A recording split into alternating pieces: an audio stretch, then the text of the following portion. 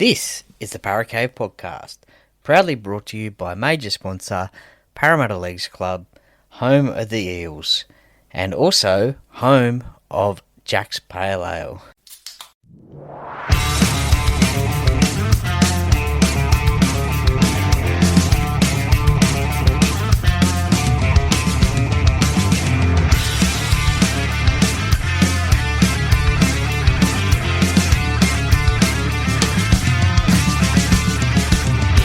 Welcome to another episode of the Paracave Podcast. And now over to your host, Troy Warner, broadcasting live from the world-famous Paracave. And yes, hello and welcome back to another episode of the Paracave Podcast. Troy Warner here, and it is the Gameday preview podcast. It is the Battle of the West being played at Commbank Stadium. Paradise is ours, not Penrith. Penrith are renting it for a couple of years whilst their stadium gets built. Now, I do drive past there a couple of times throughout the week, I guess, and it's very slow, to be honest. But I guess these things take time. But anyway, whilst that's happening, they are playing out of Commbank Stadium, but Paradise is ours. So I encourage every single Parramatta fan, if you are thinking of going to the game, then get to the game and show them that Paradise is Parramatta's, not Penrith's. Okay? Get in your blue and gold. Let's make it a sea of blue and gold. That is for sure at Parramatta on Sunday. Now, just before the game kicks off at 4:05 p.m, I encourage every single Parramatta fan to get to Parramatta Leagues Club at 1 p.m. up in Sturlos. There is a pre-game meet for Eels fans at Parramatta Leagues Club in Sturlos. There is a lucky door prize. There is a chance to mingle with players and more. Also, there is a march across to the ground at 3:15, gather outside the Leagues Club, and then 3:30 march to Commbank Stadium. So that is happening there. Now, the Talking Para podcast is putting on a event along with the Cumberland Throw podcast as well in Sturlos. So get there nice and early. It's going to be fantastic to see some Para fans there in their blue and gold. And look, there will be some players there as well. There is, as I said, a lucky door prize. There is some trivia happening as well. $5 beers at Sturlos. It's free entry, player appearances, 1:30 p.m. till 3:30 p.m. So get there on Sunday. I will be there. Come and say good day. But it's not about me. It's about the game. And this is usually my favourite game of the year. The reason why? It's because I'm a Parramatta fan living in Penrith. Now, obviously, this game isn't being played in Penrith, but it usually is my favourite game of the year for that reason, being played in Penrith. And look, there's so many stories of going to Parramatta-Penrith games at Penrith and being a Parramatta fan, the good times, the bad times, the fun times. I've probably have had a good record at Penrith, against Penrith. Certainly in 2022, in the two games that we played in the regular season, we got the victories there. Unfortunately, Penrith got the victories in the main games, the semi-final and also the grand final later on. But the two games before that, Parramatta won in the regular season. Now, in the last 10 games, which strings back to 2021, Penrith have won 6 out of the last 10 against Parramatta. Now they've been played obviously at Bluebet Stadium, Penrith Stadium, call it that one. Wonder what the name is going to be when it reopens. Who knows? But Commbank as well as Accor, and also Seabus Super Stadium as well on the Gold Coast. That was during the COVID year in 2021, where the competition was moved. 2020 and 2021 where the competition was moved. So there was a game in 2020, Parramatta won 16-10. That was at Commbank. That was in front of 507 fans. There was a game at Panthers Stadium in front of 3,955 fans. Penrith won that one 20-2. And there was a game up at Bluebet Stadium in front of no fans. Penrith won 13 points to 12. Does anyone remember that game? To be honest, I don't remember that game. But that was round 16. That was Friday the 2nd of July. But yeah, in front of 0 fans, that would have been pretty eerie, I'd say.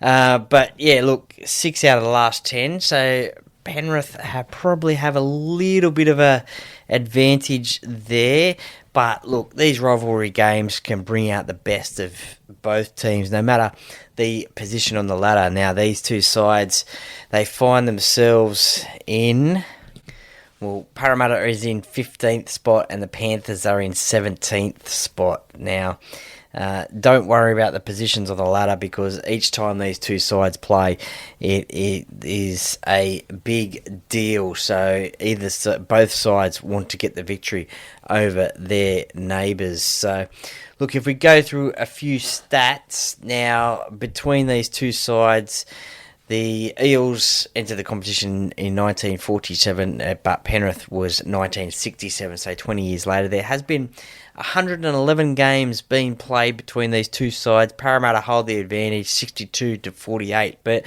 look, if you look at the other stats of like Penrith home games and Parramatta home games and games being played at different venues, it's really close, to be honest. I mean, at Parramatta Eels home games between 1967 and 2024, there's been 54 games, 35 to Parramatta, 19 to Penrith.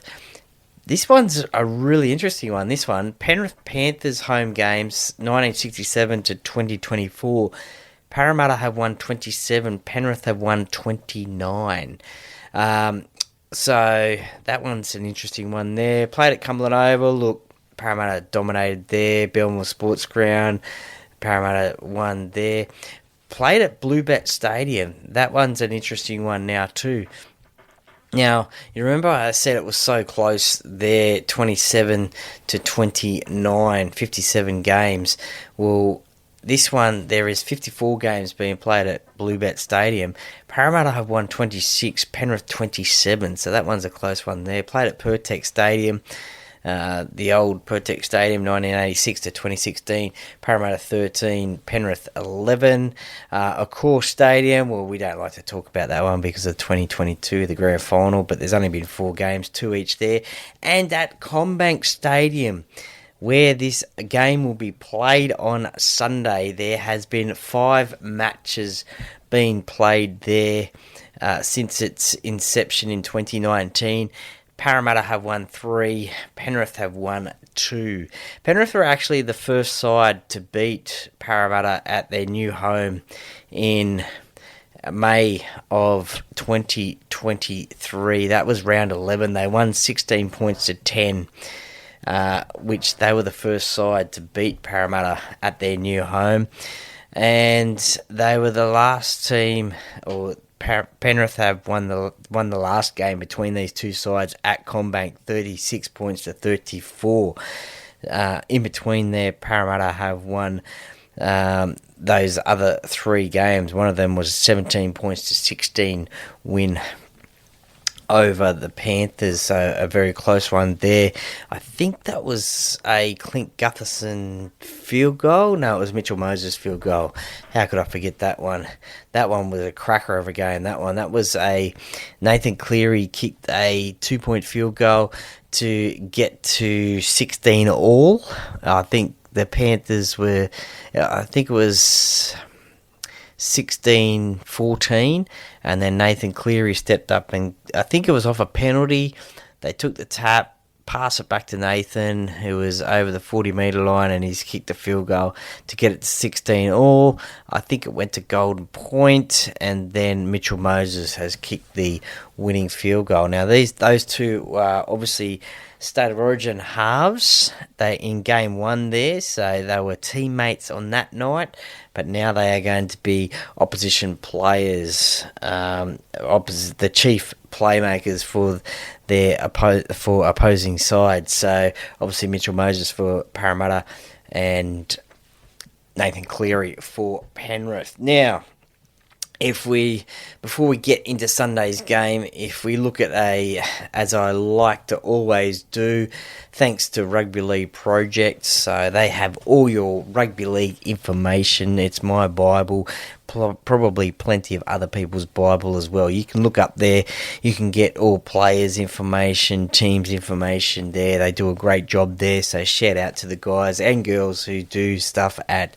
Rugby League Project. But a couple of the players that have played for both Parramatta and Penrith in first grade, Phil Adamson, Nathan Barnes as well.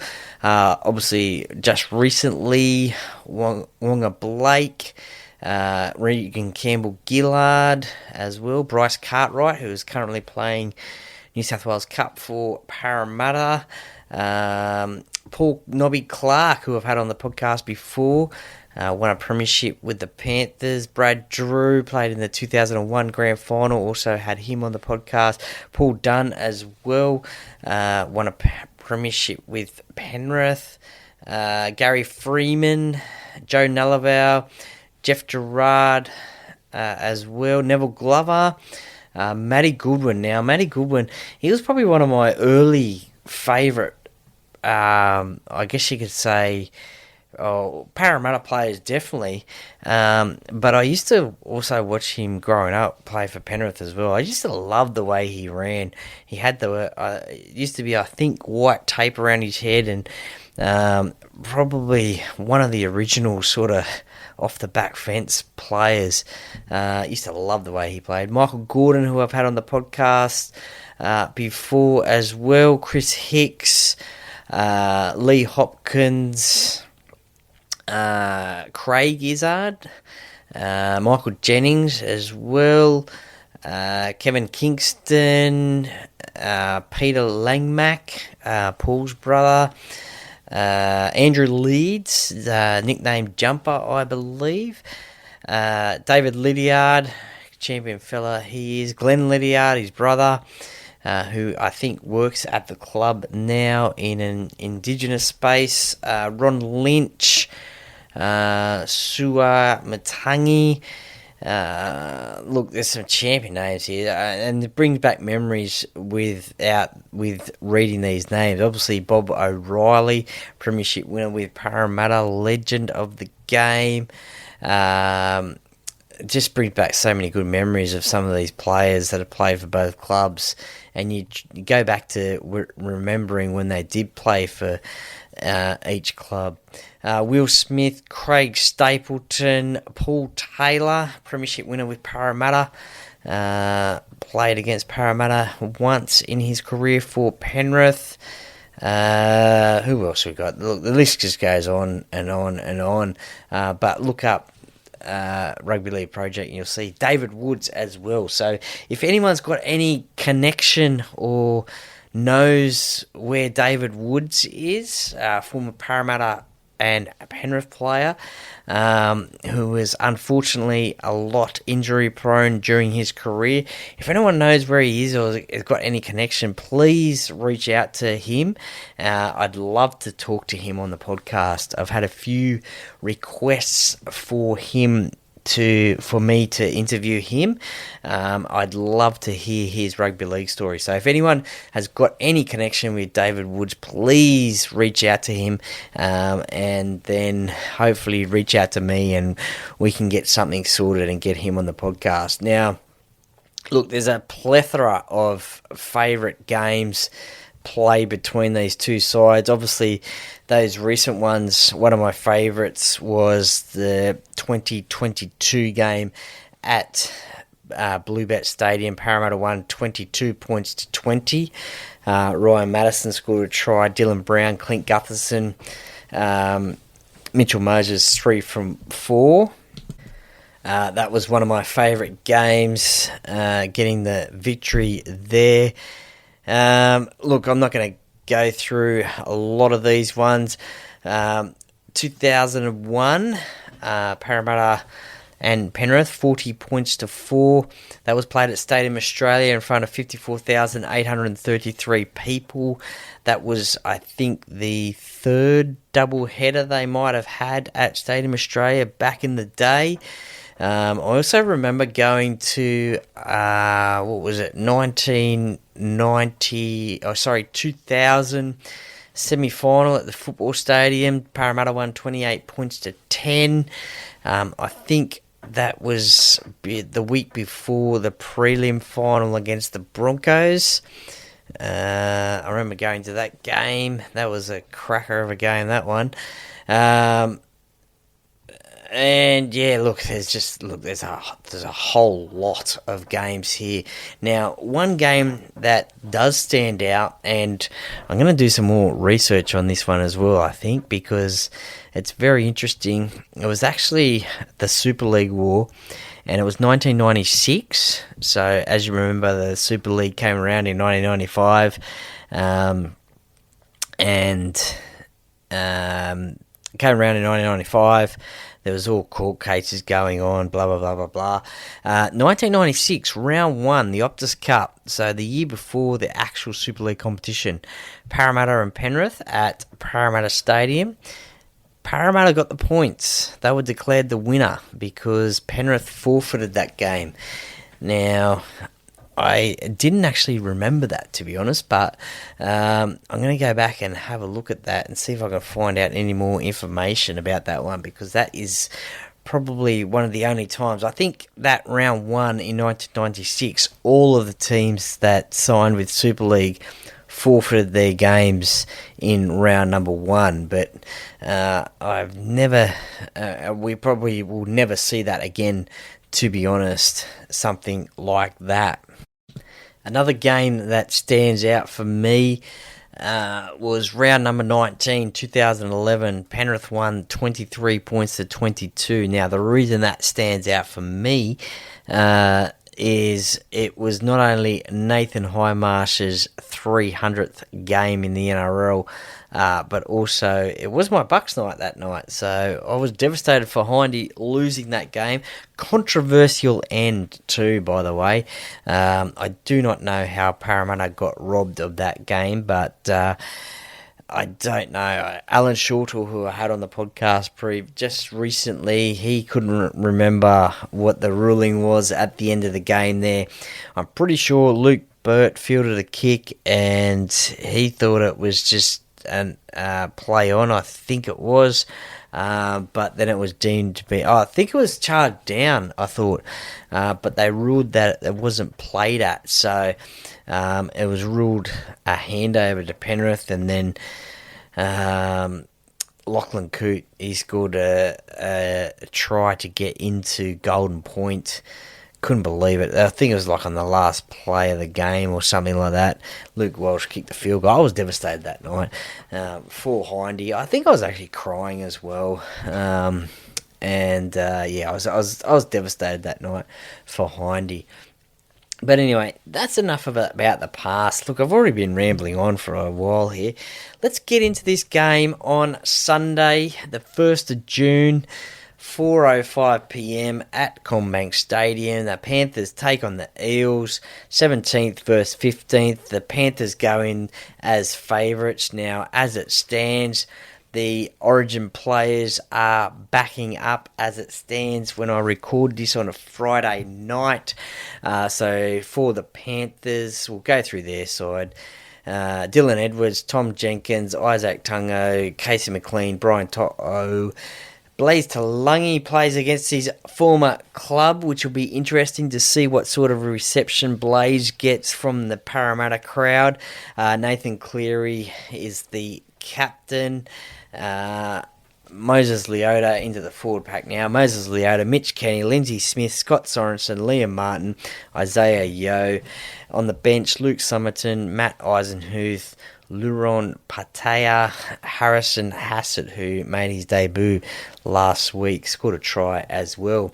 If we look at the Parramatta side, their two New South Wales representatives come back into this side. Zach Lomax onto the wing, and also Mitchell Moses in a halfback as captain. Now, there were reports today that Mitchell was suffering from calf tightness.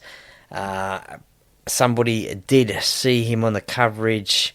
I think it might have been my host on the Talking Para podcast, Adam.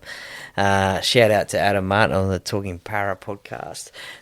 Saw him drink the pickle juice close to the end of the game there. So, look, it is only Friday when I record this. So I think he'll play anyway on Sunday. He won't want to miss this game against the Panthers, that's for sure.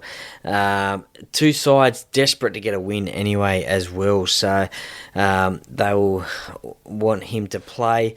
So if we run through their side, Isaiah Iongi, who is also playing against his former club, Zach Lomax, Sean Russell, Jordan Samrani, Josh Addo-Carr, Dylan Brown, Mitchell Moses, into the forward pack, Jack Williams, Riley Smith, Junior Paolo, Kelma Tulagi, Kitione, Kautoga, Jermaine Hopgood. On the bench, Dylan Walker, Luca Moretti, Ryan Madison, and Joash Papali as well. How good did he play last week in his debut? So, Will Penasini out for Parramatta with his going through the concussion protocols. Now, if we look at this season, you could say that the Parramatta Eels are the form team out of these two sides, having won 3 games out of their last 5. The Panthers have had 2 wins and a draw against the Cowboys. They did go down last week to the Newcastle Knights. They did have 5 Origin players out, but you still have to play who is in front of you, and Newcastle got the chocolates that day. When it comes to points scored, the Panthers have scored 250, Parramatta 209.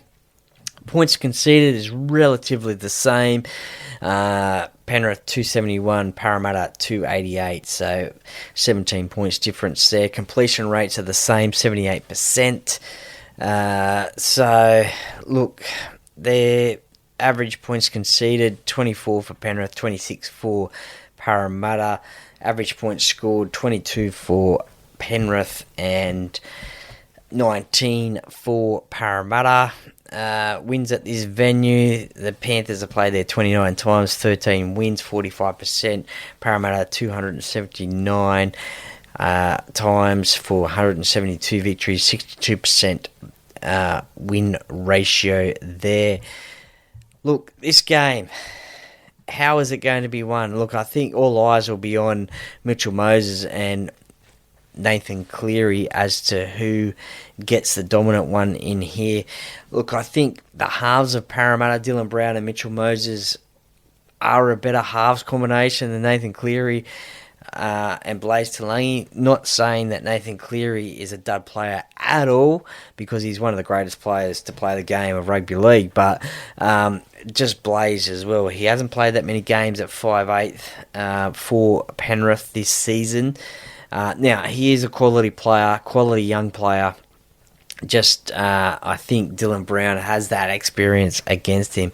So that will be interesting to see there. What goes on there. Zach Lomax up against Brian To'o. That'll be an interesting battle, especially if Mitchell Moses puts those crossfield kicks over, to see what happens there. Look, a fairly inexperienced centre line for both sides. Isaac Tungo for Panthers is probably the most experienced there. Well, he is the most experienced there. Sean Russell and Jordan Samrani in the centres there. An interesting battle will be Dylan Edwards up against Isaiah Iongi as well. So I guess you could sort of call it the master up against the apprentice. Isaiah obviously left Penrith to seek an opportunity at Parramatta to play first grade. And look, why wouldn't you with Dylan Edwards in front of you there? If we look at the forward battle, well, look, this is going to be one. If your forwards are going forward, then you got a good chance the backs will do their job as well and score the points. Jack Williams, he's been in great form the last few games. If he can continue that, Parramatta will go a long way into winning this. Junior Paolo as well, how good did he play last week in his 250th? If he can match that this weekend up against Moses Leota, that will be an interesting battle, that is for sure. Hopefully we get to see that on Sunday from Junior, because last week he was outstanding. Jermaine Hopgood playing up against his old club as well. He had one of his better games last week against the... who did we play? Manly. Sorry, I had a mind blank there. Manly last week scored a try as well. So he will be up against Isaiah Yeo. So, look, if Parramatta can get off to a good start, obviously limit their mistakes, and also their defence as well. Obviously, no need to say that. Then they'll go a long way of winning this game. Look, if you look at it, I'm excited to see Josh Addo-Carr play. I like the speed that he has. Recently got a contract extension. The Parramatta club took up their option of having him at the club for another season. I hope it is for a lot longer as well. Certainly brings experience to the club. By all reports, all the players love him at the club. Brings a lot of energy and experience as well. He's a good communicator on the field.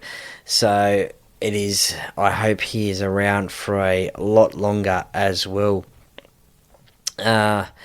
Look, both sides, both teams, look, they're only... Parramatta are 2 points out of the 8 and Penrith 3 points out of the 8. So both sides have had one bye as well. So, look, this is not... this is a must-win game for both these sides. So they will be doing everything possible to get this victory, but it is a must-win game, and so a lot is on the line. Penrith, if they want to make a charge to the top 8, then they will probably have circled this game and potentially see it as a win, but Parramatta will be doing everything in their powers not to let them get that victory. I can't wait. I love Parramatta and Penrith. It is a fierce rivalry on the field. It also is a fierce rivalry off the field with fans as well. I always get a lot of banter from a lot of my Penrith friends, Penrith supporting friends, especially in that grand final, but ever since as well. So, look, there is a lot of banter there. Who knows how many Penrith fans are going to turn up, because I don't think they have been travelling down the M4 that much, to be honest. So I will have to be doing it. So I don't know why they can't, but I'm expecting a lot more blue and gold in the crowd than Panther supporters, to be honest. Look, let's go to prediction time. And in terms of a score, I can't remember what I said on the Talking Para podcast on Tuesday night, to be honest, but those predictions will be posted. So, look, if they are different to the ones I'm about to say, I'm sorry about that, but I just cannot remember what predictions I predicted on Tuesday night on the Talking Para podcast. So they will come out. So I apologise once again if they are different to what I say here. But a scoreline prediction, I will say Parramatta 24-18. 24-18 Parramatta. And my first try scorer will be Jordan Samrani. He will score the first try. There you go. There's a couple of predictions. So Parramatta 1-12. Jordan Samrani first try scorer, and Parramatta to win the game 24-18. So look, hopefully I'm right about that. I just love talking about this game, to be honest. I could probably go on and on and on, but I won't. I'll wrap it up there. And look, don't forget, Para fans, get to Parramatta Leash Club, get to Sturlo's at 1 p.m. There is a lucky door prize. There will be trivia going on. There will be player appearances as well. $5 tap beers in Sturlo's at Parramatta Leash Club, major sponsor of this podcast. All thanks to the Talking Para podcast and the Cumberland Throw podcast as well. I think they're going to do a game day preview podcast up there as well. So get up there nice and early to Sturlo's, and let's pack Commbank Stadium blue and gold. The Para Cave podcast, by the fan, for the fans. Go Para! How you going, mate? Are you a Para Cave podcast listener? I am, bro. It's a great podcast. Everyone tune in. Go Para!